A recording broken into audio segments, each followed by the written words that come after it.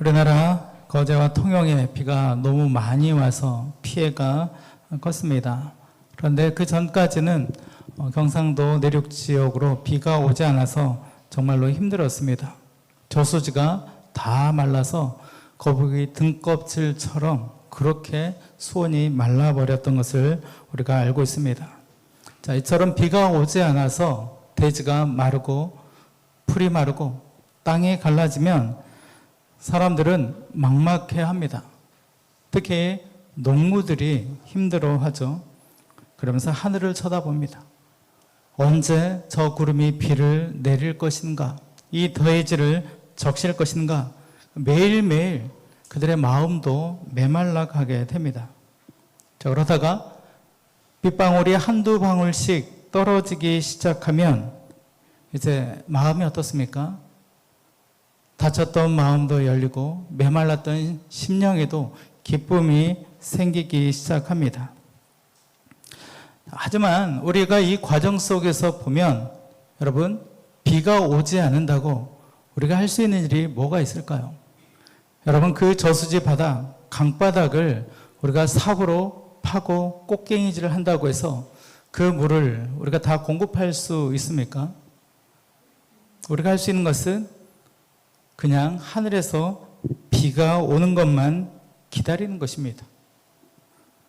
우리의 연약한 모습을 이번에도 여실히 깨닫는 그러한 시간들이었던 것이죠.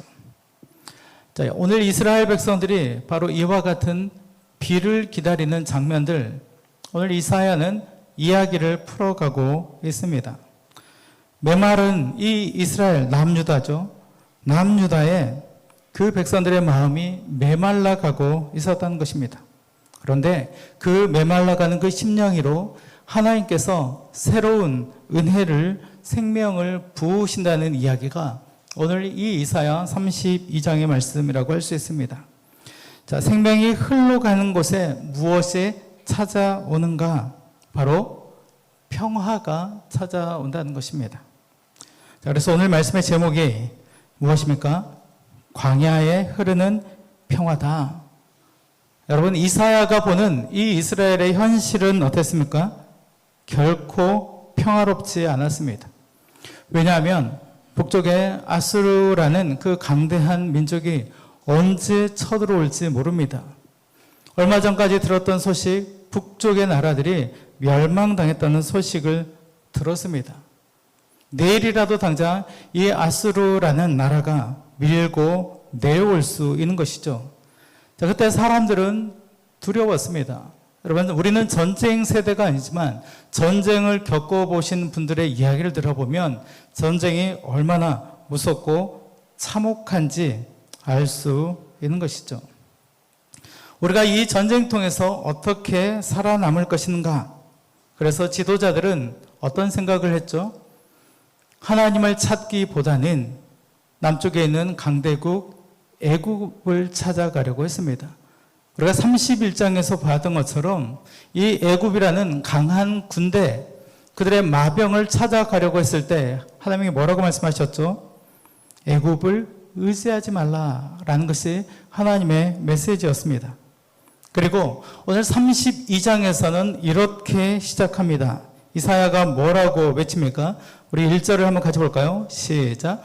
보라, 장차 한 왕이 공의로운 통치할 것이요 방백들이 정의로 다스릴 것이며. 자, 아수르만 보지 말라는 것입니다. 애굽의 그 강한 병거들만 보지 말라는 것이죠. 눈을 들어 하늘을 보라는 것입니다. 한 왕이 너희 가운데 임하실 것이다. 그러면서 2절 말씀에 뭐라고 이야기합니까? 그 왕의 모습을 아름답게 보여주고 있습니다. 자, 그 왕은 광풍을 피하는 곳과 같고 폭우를 가리는 곳과 같고 마른 땅과 이 마른 땅의 냇물과도 같은 그러한 왕이다. 큰 바위 그늘과 같은 왕이 임한다라는 것입니다. 자, 이 이사야가 이야기하는 이 이상적인 왕, 그 이상적인 왕이 누구입니까? 히스기야를 이야기하는 것입니까? 아니죠. 바로 우리 주 예수 그리스도를 의미하고 있는 것입니다. 자, 세상의 왕들은 백성에게 이렇게 묻습니다. 나를 위해서, 짐을 위해서 무엇을 너희가 하겠느냐? 하지만 하나님의 왕은 이렇게 말씀하십니다. 지친 자들아 내게로 오라. 우리의 진정한 왕이신 예수님께서 뭐라고 말씀하셨죠? 수고하고 무거운 짐진 자들아 다 내게로 오라. 내가 너희를 쉬게 하겠다라고 말씀하십니다. 자, 세상의 왕은 백성들에게 자신의 짐을 하나 둘 더 넘겨줍니다. 그런데 우리의 왕이신 그분이 친히 우리의 짐을 대신 지신다는 것이죠. 지친 자에게는 피난처가 되시고 상처 입은 자에게는 그늘이 되시고 목마른 자에게는 생수가 되시는 분이 바로 예수님이시라는 것이죠. 사랑하는 여러분, 우리 인생에도 어느 날 갑자기 이와 같은 광풍이 불어오기도 합니다. 그때 우리는 본능적으로 이 바람을 멈추려고 한다는 것이죠. 또 방법을 찾으려고 합니다. 그러나 오늘 하나님께서는 그보다 먼저 말씀하시는데요. 바람보다 왕을 보라는 것입니다. 하나님이 예비하신 그 왕을 보라는 것이죠. 그 왕은 폭풍보다도 더 크신 분이시고 광야 한가운데서도 우리의 그늘이 되어주시는 그러한 분이라는 것입니다. 그런데 더 큰 문제는 무엇입니까? 밖의 광야가 아니라, 자, 이사야가 이야기하는 9절에서 그 방향이 바뀌는 것을 알 수 있는데요. 우리 9절을 한번 찾아서 보겠습니다. 9절 시작. 너희 안일한 여인들아 일어나 내 목소리를 들을지어다. 너희 염려 없는 딸들아 내 말에 귀를 기울일지어다. 여러분, 무슨 이야기죠? 나라가 위기 가운데 있습니다. 전쟁의 위협이 있습니다. 북쪽의 아수르가 언제 쳐들어올지 모르는 상황입니다. 그런데 백성들이 너무나 태평하다는 것입니다. 오늘 이 이사야를 읽으면서 여자 성도들이 마음이 찔렸을 텐데요. 여기서 이야기하는 여인은 이스라엘 백성들 전체를 의미합니다. 그래서 여러분만 찔릴 것이 아니고 우리 모두가 찔려야 하는 말씀입니다. 국가의 위기 가운데서 이 백성들이 너무나 안일하게 생각을 하고 있다는 것입니다. 포도나무에 포도가 주렁주렁 달려 있습니다. 밭에는 곡식들이 무럭무럭 자라고 있습니다. 또 이 도시에는 많은 사람들이 오고 가고 있었던 것이죠. 궁정에서는 음악 소리가 연일 들리고 있는 것입니다. 그래서 사람들은 이렇게 생각을 했던 것이죠. 괜찮겠지. 국가의 지도자들이 알아서 하겠지. 애굽과 동맹을 맺는다고 하는데 알아서 위정자들이 할 것이다. 또 내일도 오늘처럼 괜찮을 것이다. 안전할 것이다. 이런 생각들을 하고 있었습니다. 그것이 문제였다는 것이죠. 오늘 그래서 이사야가 계속해서 여인들아 여인들아 여인들아 라고 이야기하고 있습니다. 자, 이 여인들아를 백성들아로 들으라고 말씀드렸죠. 자, 광야가 오고 있는데 자신들이 광야를 향해서 가고 있다는 사실을 깨닫지 못했다는 것이죠. 여러분, 하나님 없는 풍요는 평안이 아닙니다. 여러분, 그 착각 속에 빠져 있으면 안 됩니다. 이사야가 뭐라고 이야기합니까? 일어나라, 내 말을 들으라는 것입니다. 하나님의 말씀을 들으라는 것입니다. 그러면서 충격적인 예언을 합니다. 얼마 지나지 않아서 포도나무의 수확이 싹 사라지게 될 것이다. 기쁨이 사라지고 이 궁정은 버려지게 될 것이라는 것입니다.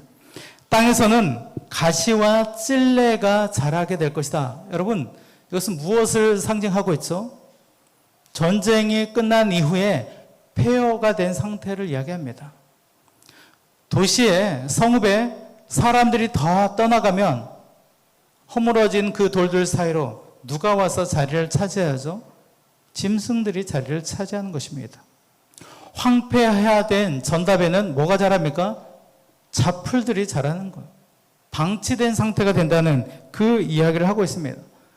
그런데도 여전히 지금 아무 일도 일어나지 않는다고 평안하다라고 착각하고 있는 것입니다. 상황이 주는 이러한 평안은 상황이 바뀌면 완전히 무너지게 되어 있습니다. 그래서 예수님께서 이런 말씀을 하셨죠. 나의 평안을 너희에게 주노라. 내가 너희에게 주는 것은 세상이 주는 것과 같지 아니하니라. 여러분, 세상이 주는 평안은 우리에게 말합니다. 문제가 없으면 평안하다는 것이죠. 오늘 평안하면 내일도 평안할 것이다 라고 이야기합니다. 하지만 예수님의 평안은 이와 같이 말씀하십니다. 문제가 있어도 내가 너와 함께 하겠다라고 말씀을 하십니다. 여러분, 예수님의 제자들이 갈릴리 바다를 건널 때 풍랑이 일었습니다. 그때 그 광풍 속에서 큰 바람이 불고 파도가 넘쳐서 배 안으로 들어오는 그러한 상황이었습니다. 그때 예수님께서는 그 배 안에 누워 계셨는데요. 그때 제자들이 뭐라고 예수님에게 외칩니까? 선생님, 우리가 죽게 된 것을 돌아보지 않으십니까? 라고 예수님을 깨웠던 것이죠. 그때 예수님이 일어나서 뭐라고 하시죠? 풍랑아, 잠잠하라. 그러자 풍랑이 놀랍게도 잠잠해졌습니다. 자, 예수님은 폭풍이 멈춘 후에 배에 타시는 것이 아니고요. 폭풍이 일고 있는 그 배 안에 함께 하셨습니다. 무슨 이야기냐면 우리가 예수님을 믿는다고 해서 풍랑이 오지 않는다는 이야기가 아닙니다. 풍랑이 우리 삶 가운데도 늘 다가올 수 있습니다. 하지만 예수님이 함께 하시면 그 풍랑이 두렵지 않다는 것이죠. 예수님과 함께 있는 그곳이 가장 안전한 곳이 된다는 것입니다. 평안은 파도가 없어서 오는 것이 아니고 주님이 함께 계셔서 오는 것입니다. 그래서 우리가 평강의 왕이라고 이야기하잖아요. 그분이 바로 우리의 진정한 왕이시라는 것이죠.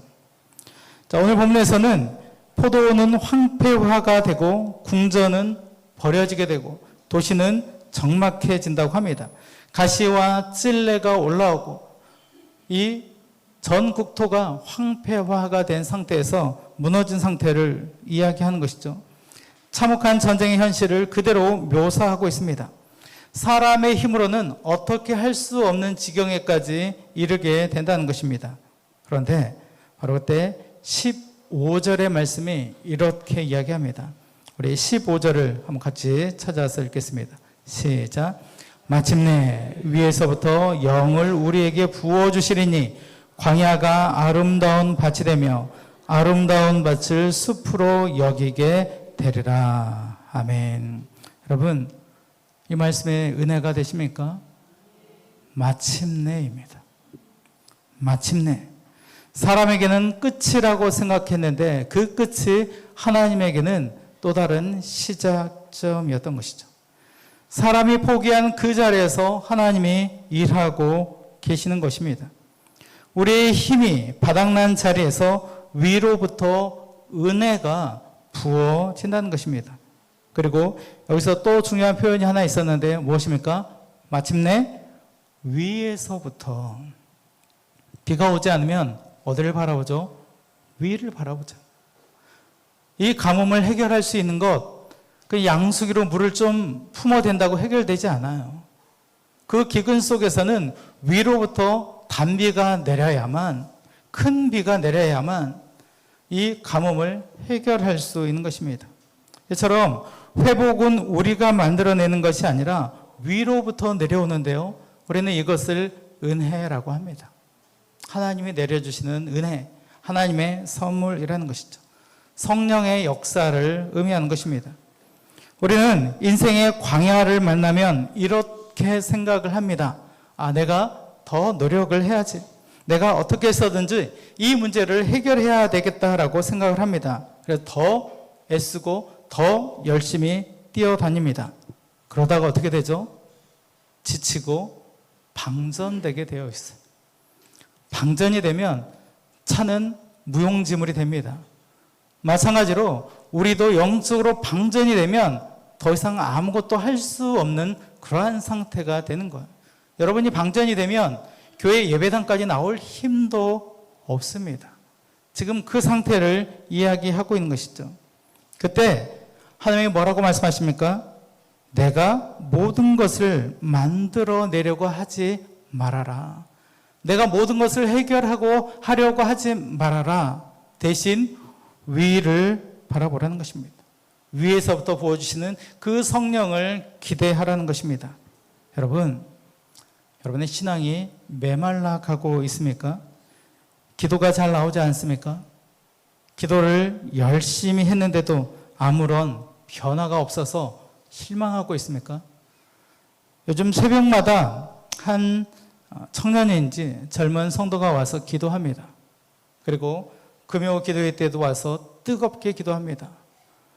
함께 기도하는 사람이 있으니까 저도 힘이 나서 같이 기도하게 되더라고요. 우리가 살다 보면, 신앙생활을 하다 보면 육신적인 피곤함으로, 영적인 연약함으로 이렇게 기도가 나오지 않을 때가 있다는 것입니다. 그때 하나님의 마침내가 있다는 사실입니다. 마침내 위에서부터 성령을 부어주시니라. 여러분, 그때가 있다는 것입니다. 광야가 없어지는 것이 아니라 광야가 변하게 된다는 것입니다.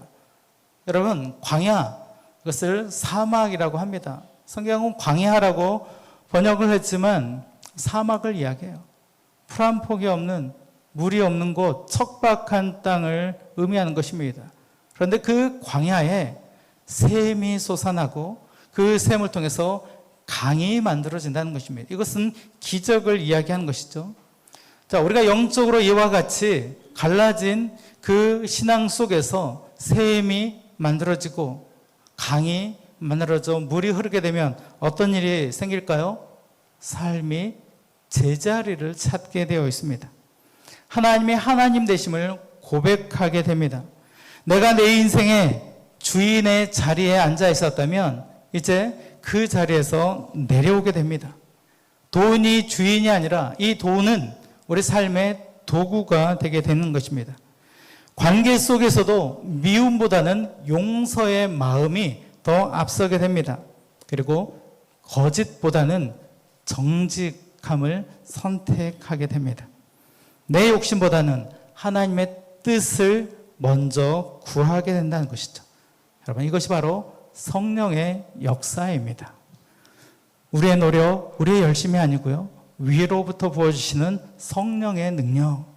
성령이 우리 안에 임하시면 우리 신앙의 모든 자리를 제대로 잡게 되고요. 이와 같은 고백을 하게 된다는 것입니다. 오늘 17절은 또 이렇게 이야기하고 있는데요. 우리 17절도 한번 찾아서 같이 읽겠습니다. 시작. 공의의 열매는 화평이요 공의의 결과는 영원한 평안과 안전이라. 오늘 이 본문에서 설교 제목이 나왔습니다. 광야에 흐르는 평화. 우리는 평안을 먼저 달라고 기도합니다. 주님, 제 마음을 평안하게 해주시고 우리의 가정이 평안하기를 원합니다. 그런데 하나님께서는 이렇게 말씀하시죠. 먼저 내가 너의 왕이 되게 하라는 것입니다. 하나님의 하나님 되심을, 하나님은 우리의 진정한 왕이심을 고백하라는 것입니다. 하나님께서 우리 가운데 함께 하신다는 그 말씀을 하고 있는 것이죠. 하나님의 통치가 임하면 우리의 삶이 제자리를 찾게 되어 있습니다. 그리고 삶이 제자리를 찾으면 그곳에 평화가, 샬롬이 흐르게 됩니다. 성경이 말하는 샬롬은 단지 싸움이 없는 상태가 아니라 하나님 안에서 모든 것이 제자리를 찾아가는 상태를 샬롬이라고 합니다. 그래서 진짜 평안은 우리 주변의 환경에서 오는 것이 아니라 하나님과의 관계에서 온다는 것입니다. 여러분, 평안하십니까? 하나님과의 관계에 아무 이상이 없습니까? 만일 하나님과의 관계에 이상이 있다면 여러분의 마음이 평안하지 않을 거예요. 그 평안은 세상의 그 어떤 것으로도 대신할 수 없고 채울 수가 없기 때문입니다. 자, 이제 마지막 장면에서 사람들이 다시 씨를 뿌리게 되는데요. 우리 20절을 마지막으로 한 번 더 같이 보겠습니다. 20절 시작. 모든 물가에 씨를 뿌리고 소와 나귀를 그리로 모는 너희는 복이 있느니라. 아멘. 처음에는 이 땅에 가시와 찔레가 자랐습니다. 도시가 완전히 황폐화가 되어 있었습니다.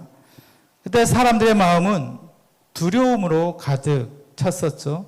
그런데 마지막 장면에서는 사람들이 어떻게 행동을 하죠? 씨를 뿌리게 되잖아요. 여러분, 씨를 뿌린다는 이유는 무엇입니까? 내일이 있다는 것이죠. 자, 시골에서 어려서 농사를 지어보신 분들은 압니다.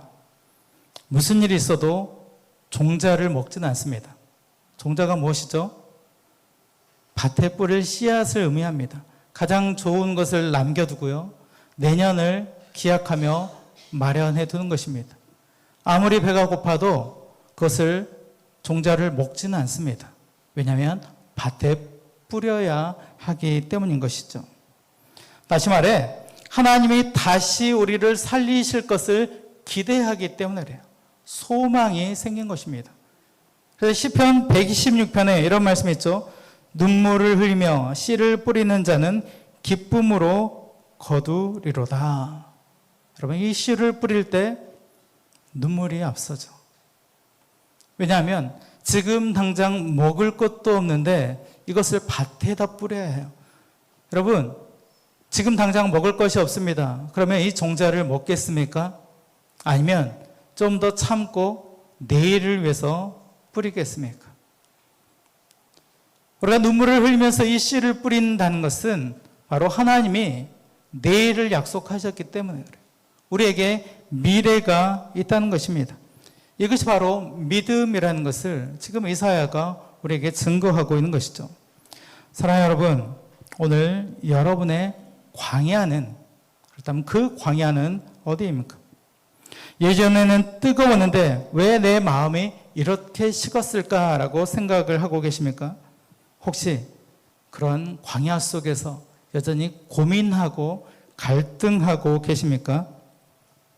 그렇다면 오늘 하나님께서 이렇게 말씀하십니다. 광야라고 끝난 것이 아니다. 15절에 이런 말씀이 있죠. 마침내 위에서부터 영을 부어주시리니, 마침내 위로부터 성령을 부어주시리니. 제가 금요 기도회 말씀이 끝나면 우리 아이들이 앞에 앉아서 기도를 받습니다. 그래서 우리가 설립 예배를 드린 그 다음 주부터 매주 있었던 일입니다. 제가 아이들을 축복할 때 두 가지를 중심으로 축복 기도를 합니다. 첫 번째는 우리 아이들에게 큰 믿음을 달라고 제가 축복을 하고요. 두 번째는 성령 충만함을 달라고 기도합니다.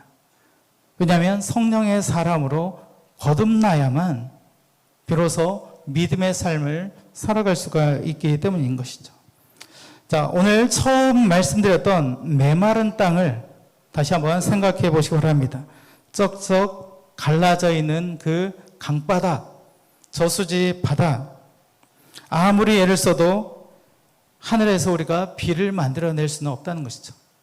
그래서 과거에 많은 사람들이 했던 일이 무엇입니까?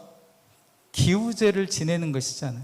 신들에게 제사를 드리고 또 그 기우제를 통해서 신이 감동해서 비를 내려주시기 바라는 그 일들이 매년 반복이 됐던 것을 우리가 잘 알고 있습니다. 그런데 이 노력이 비를 만들어낼 수 없다는 것.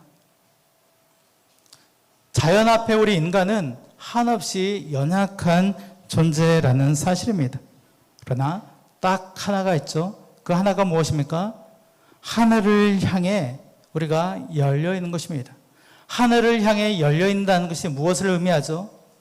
엘리야가 갈멜산에서 두 손 들고 하나님 앞에 간절하게 기도할 때, 아니 고개를 이 무릎 사이에 끼고 하나님 앞에 간절하게 기도할 때 이 이스라엘 전역에 3년 반 동안 비가 오지 않았습니다. 근데 7번에 걸쳐서 간절하게 기도할 때 하나님이 그 땅 가운데, 척박한 땅 가운데 큰 비를 내려주셨던 것을 우리가 알 수 있습니다. 우리도 마찬가지입니다. 우리가 우리의 힘으로 모든 것을 해결할 수 없다는 것이죠. 우리의 노력만으로는 죽어가는 영혼들을 살릴 수 없다는 것입니다. 가정을 완벽하게 만들어갈 수도 없습니다. 여러분의 자녀들의 미래를 여러분이 책임질 수 없다는 것입니다. 그렇다면 어떻게 우리의 기도가 달라져야 할까요? 하나님 앞에 기도의 내용이 달라져야 하는데요. 하나님, 이 환경을 바꿔주십시오 라고 기도할 뿐만이 아니라 한 걸음 더 나가서 주님, 위에서부터 내려오는 성령을 부어주시기 원합니다. 우리 아이가 성령 충만하기를 원합니다. 하나님, 제가 성령 충만하기를 원합니다. 우리 교회가 성령 충만한 교회가 되기를 원합니다. 성령님이 주장하시고 성령님이 다스리시는 그러한 가정과 개인과 교회와 이민족이 되기를 원합니다 라고 기도하는 것입니다. 그렇게 기도가 달라질 때 비로소 하나님의 놀라운 은혜의 강이 흐르게 되는 것입니다. 하나님께서 이 광야 가운데서 우리를 그냥 내버려 두시는 것이 아니고요. 자, 이 광야를 밭으로 만드셨습니다.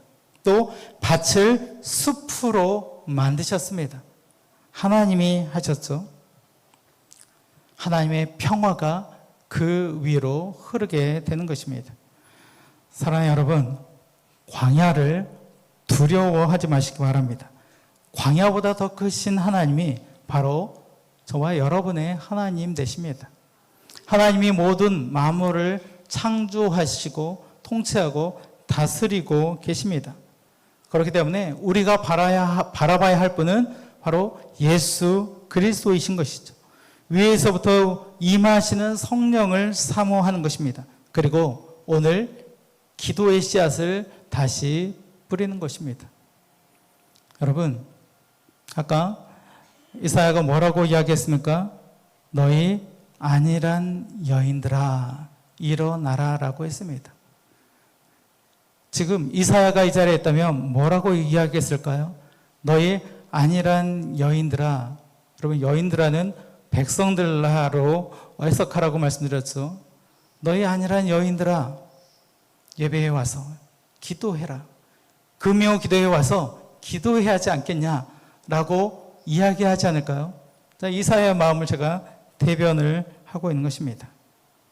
아직 비가 보이지 않아도 이 기도의 씨앗을 뿌리시기 바랍니다. 우리 하나님께서 마침내 부어주실 때가 있기 때문입니다. 그때를 기다리는 것입니다. 마침내 밭이 숲이 될 것입니다. 그리고 마침내 우리의 마른 인생 가운데로 하나님의 평화의 강이 흐르게 될 것입니다. 너의 배에서 생수가 흘러나오리라 라고 말씀하셨던 것처럼 그 놀라운 그 생수의 강이 흐르는 역사가 이번 한 주간 여러분의 개인의 가정의 교회 가운데 넘쳐나시기를 축원합니다. 기도드리겠습니다.